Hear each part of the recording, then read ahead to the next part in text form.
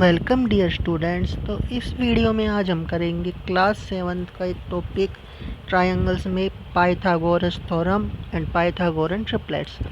देखो, जो Pythagoras theorem है ये इसका यूज आप 8th में, 9th क्लास, 10th क्लास तक यूज करते ही रहेंगे। तो ये जो इन टॉपिक है काफ़ी इंपॉर्टेंट है आपके लिए। जब भी आपके पास एक राइट ट्रायंगल आएगी तो आप इस थ्योरम को यूज करेंगे। तो देखो, बिल्कुल सिंपल सी रिजल्ट है इसका। देखो कैसे रिमाइंड करना। देखो, पाइथागोरस थ्योरम क्या होती है। अगर आपके पास एक राइट ट्रायंगल है then the square of the hypotenuse is equals to the square of the remaining two sides. अब देखो, मैं इसको एक्सप्लेन कर नाम में लिख रहा हूँ ABC। ठीक है, ये राइट ट्रायंगल क्यों है? क्योंकि इसका एक एंगल राइट एंगल है। ठीक है, तो देखो आपको हमेशा एक चीज़ ध्यान रखनी है, जो आपका राइट एंगल है उसके जो सामने वाली साइड है वो हमेशा कहलाएगी हाइपोटेन्यूज। ठीक है, राइट ट्रायंगल जिस साइड पर खड़ी होगी, यानी जो ट्रायंगल उसके नीचे होगी उसको आप कहेंगे बेस। ठीक है, और ये जो साइड है जिस पे 90 का एंगल बन रहा है उसको आप कहेंगे परपेंडिकुलर। ठीक है, अब देखो ये तीनों को आपने नाम दे दिया। तो आपको ध्यान रखना है मैं कि इसमें जो हाइपोटेन्यूज है वो साइड सबसे बड़ी है। ठीक है, हाइपोटेन्यूज साइड सबसे बड़ी रहेगी। तो इस साइड का स्क्वायर, AC का स्क्वायर बराबर होगा किसके? बाकी दोनों साइड्स के स्क्वायर, यानी AB का स्क्वायर प्लस BC का स्क्वायर। ये है आपकी पाइथागोरस थ्योरम। ठीक है, यानी कि एक राइट ट्रायंगल में हाइपोटेन्यूज साइड का स्क्वायर जो होगा वो बराबर होगा बाकी दोनों साइड के स्क्वायर। और कौन कौन सी साइड? परपेंडिकुलर का स्क्वायर प्लस बेस का स्क्वायर। तो ये रूल हमेशा रहने वाला है। ठीक है, साइड इनके नाम चेंज हो सकते हैं, PQR ABCD कुछ भी। मान लो देखो, एक राइट ट्रायंगल ले लिया PQR। तो अगर मैं इसमें पूछूँ इसमें पाइथागोरस रूल क्या होगा, तो आप कहेंगे सर हाइपोटेन्यूज PR का square is equal to PQ square plus QR square. ठीक है, ओके। नेक्स्ट टॉपिक है हमारा पाइथागोरन ट्रिपलेट। पाइथागोरन ट्रिपलेट क्या है? अगर 3 पॉजिटिव इंटीजर्स ABC, अगर आप उनको इस तरह लिख पाए कि एक नंबर का स्क्वायर बाकी दोनों नंबर के स्क्वायर के बराबर हो जाए तो आप उनको कहेंगे पाइथागोरन ट्रिपलेट। तो देखो यहाँ पर एक चीज़ नोट करो, जो पाइथागोरन ट्रिपलेट रहेंगे उनमें अगर आप ABC ले रहे हो, कंटिन्यूटी ले रहे हो, तो लास्ट वाले नंबर का स्क्वायर बाकी दोनों के स्क्वायर के बराबर आएगा। देखो मैं एग्जांपल देता हूँ इसके। ने ले लिया 3, 4, 5। ठीक है, ये 3 इंटीजर्स ले लिए। ठीक है, अब देखो अगर आप 3 का स्क्वायर करें, स्क्वायर मतलब उस नंबर को उसी से गुना करना, 3 इंटू 3 9। 4 का square means 4 into 4 16 and 5 square is equal to 5 into 5 25। तो जो 25 है 9 प्लस 16 के सम के बराबर आएगा, यानी इस वैल्यू का स्क्वायर 5 का square is equal to 3 square plus 4 square. तो ये 3, 4, 5 क्या हो गए? Pythagorean triplet. और भी एग्जांपल है, जैसे 5, 12, 13।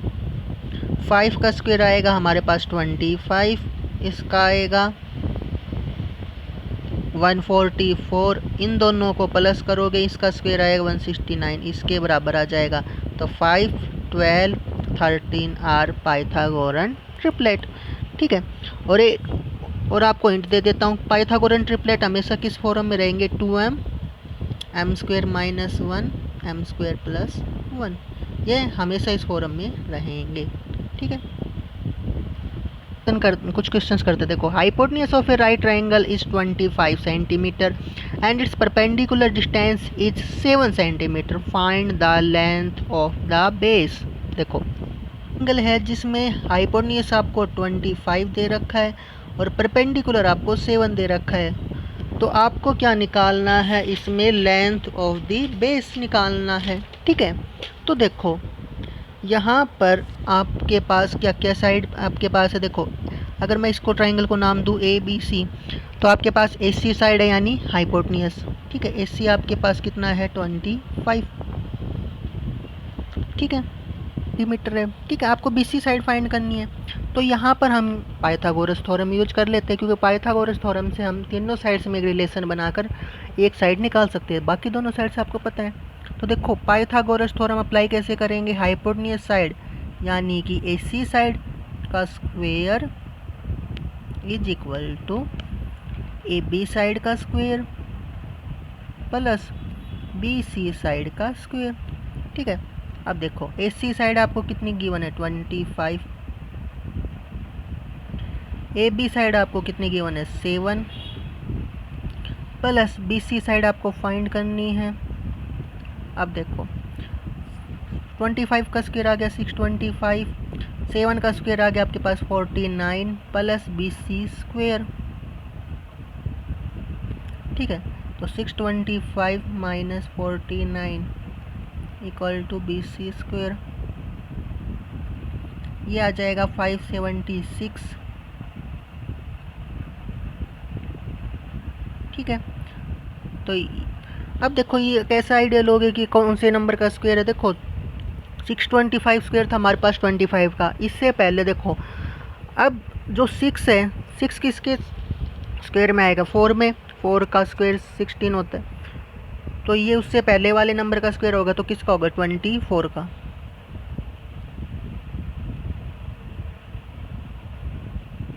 तो यहाँ से BC की वैल्यू क्या आ गई, स्क्वायर से square cancel, BC is equal to 24 centimetre, यानी आपका बेस जो आ गया वो कितना आ गया 24 सेंटीमीटर, ठीक है।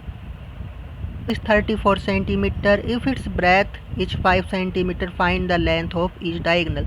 आपको लेंथ ऑफ डायगोनल बतानी है, अगर रेक्टेंगल का आपको पेरीमीटर पता है, इसकी आपको क्या पता है ब्रेथ 5 है और इसका जो पेरीमीटर है वो आपके पास है 34। अब आपको क्या निकालना है, इसका डायगोनल की लेंथ। अब देखो आपसे कहा है लेंथ ऑफ ईच डायगोनल, आपको ये पता है रेक्टेंगल के हर एक डायगोनल इक्वल होता है, each diagonal of rectangle are equal. तो आपको पेरीमीटर 34 मिल रहा है, आपको क्या मिल रहा है, इसमें ब्रेथ मिल रही है, आपको फाइंड करनी है डायगोनल। तो देखो डायगोनल से पहले एक बात सोचो, अगर आपको ये पता है कि रेक्टेंगल का ईच एंगल 90 होता है, तो ये एंगल 90 होगा, तो यहाँ पर ये ABC जो है वो एक राइट ट्रायंगल बन गई। अब इस राइट ट्रायंगल में आपको कौन सी साइड पता है, केवल परपेंडिकुलर पता है 5, ना ही आपको बेस पता, ना ही हाइपोटेन्यूज। तो एक वैल्यू तो आपको इस पेरीमीटर से निकालनी पड़ेगी। तो देखो पेरीमीटर आपको पता है क्या होता है 2 × L प्लस B, तो ये साइड देखो हमारी x हो गई, तो 2 × में x plus B 5 is equal to 34, 2 upon में चला गया, x plus 5 is equal to 34 upon 2 यानी कि 17। सो x की वैल्यू क्या आ गई 17 माइनस 5 यानी कि 12। अब ये हमारी जो साइड x ये 12 आ चुकी है। राइट ट्रायंगल की दो साइड्स आपको पता है 5 और 12, तीसरी साइड निकालनी है, तो क्या करें पाइथागोरस थ्योरम। तो AC का स्क्वायर क्या आएगा आपके पास AB square plus BC square,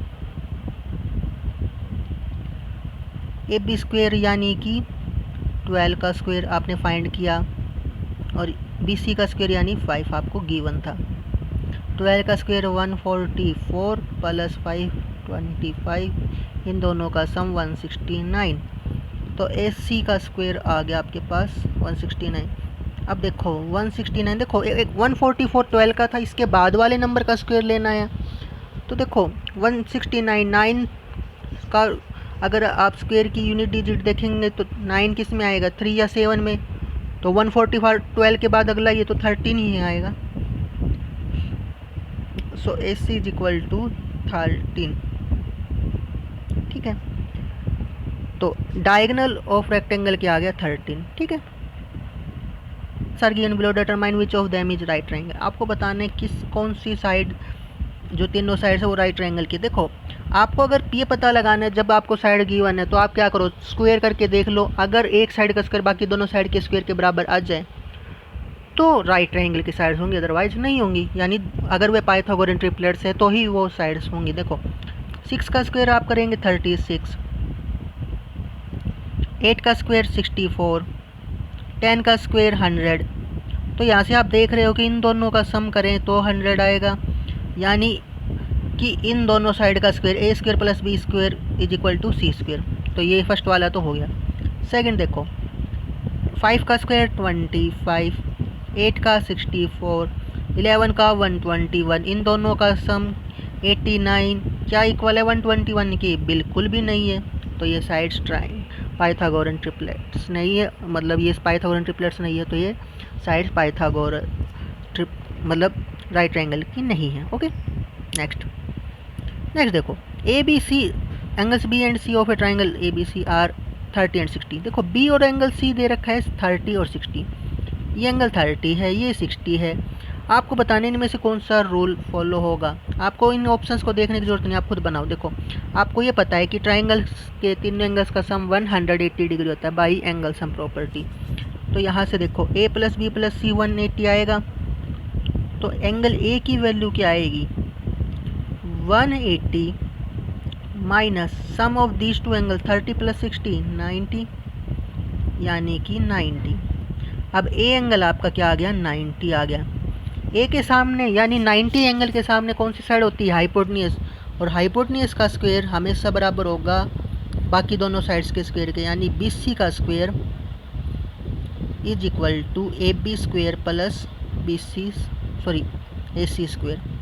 ठीक है, तो अब आप देख लो कौन सा रूल फॉलो, कौन सा ट्रू है, फर्स्ट वाला। ठीक है नेक्स्ट देखो ABC का आइसोसेलेस ट्रायंगल है राइट ट्रायंगल, और इसमें राइट ट्रायंगल C पर है, आपको प्रूव करना है टू 2AC स्क्वायर। तो देखो राइट ट्रायंगल है और आइसोसेलेस ट्रायंगल ये ध्यान रखना, अगर एक राइट ट्रायंगल आइसोसेलेस ट्रायंगल होगी तो हमेशा बेस और परपेंडिकुलर इक्वल होगा, क्योंकि हाइपोटेन्यूज साइड का भी इक्वल नहीं हो सकती बाकी दोनों साइड्स की।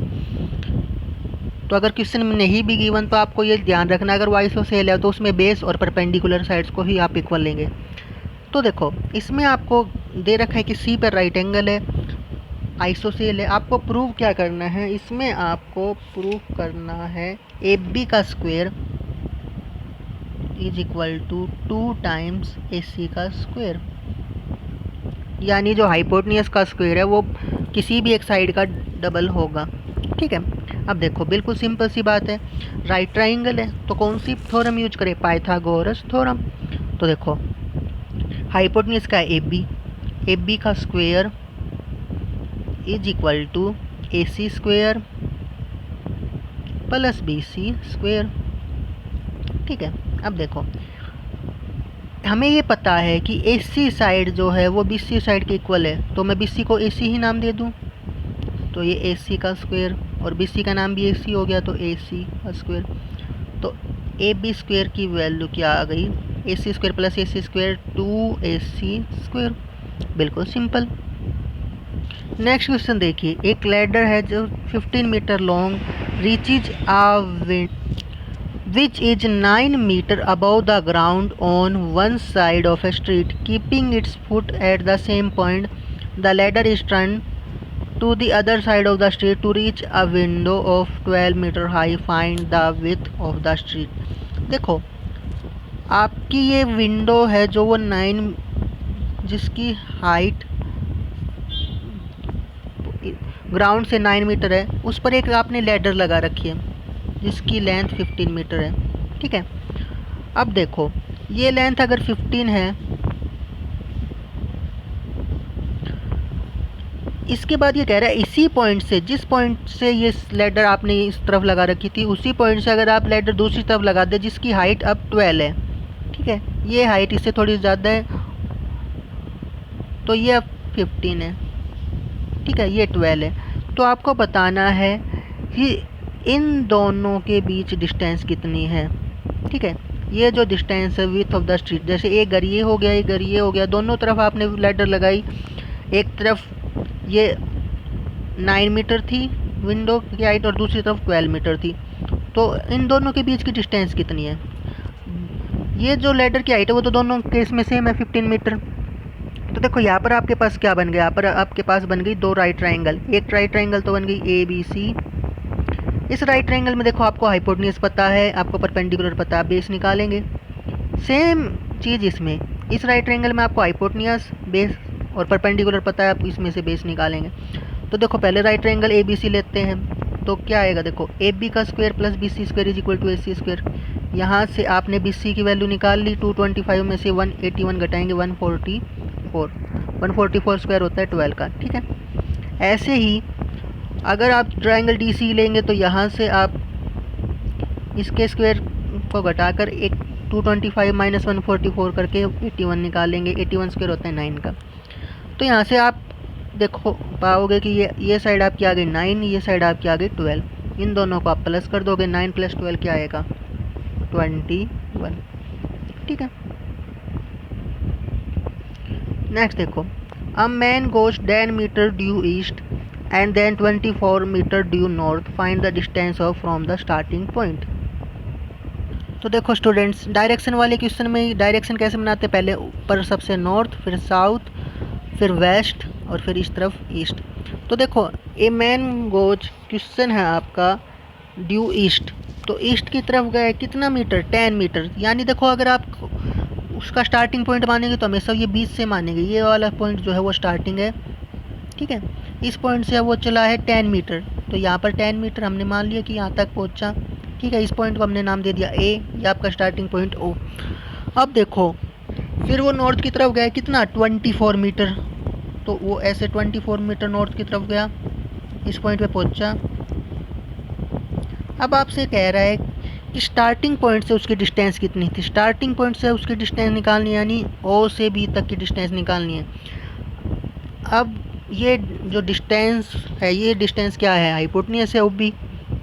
आपको यहाँ पर क्या क्या पता है, आपको यहाँ पर बेस पता है, यहाँ पर आपको परपेंडिकुलर पता है, तो आपको कौन सी साइड निकालनी है, हाइपोटेन्यूज। तो अब भी इसी बात है, ओबी का स्क्वायर किसके बराबर आ जाएगा, O square plus A B square, ठीक है। तो यहाँ पर in right triangle O A B का square is equal to O A square plus A B square.